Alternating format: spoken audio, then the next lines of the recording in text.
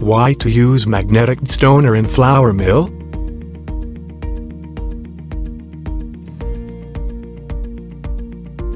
Magnetic destoner is the highly advanced magnetic separator.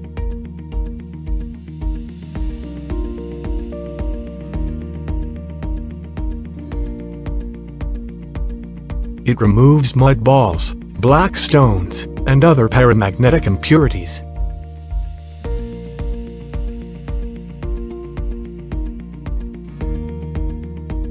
In flour mill, it plays a very important role in removing impurities.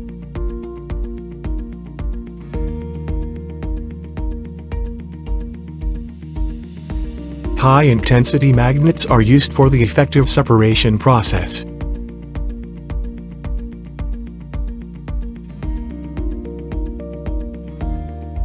Very fine impurities like black stones and mud balls can easily remove from wheat or other material.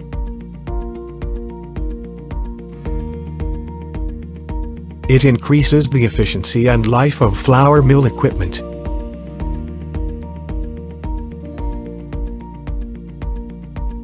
To know more about our magnetic destoner, visit our website www.magnetic.com.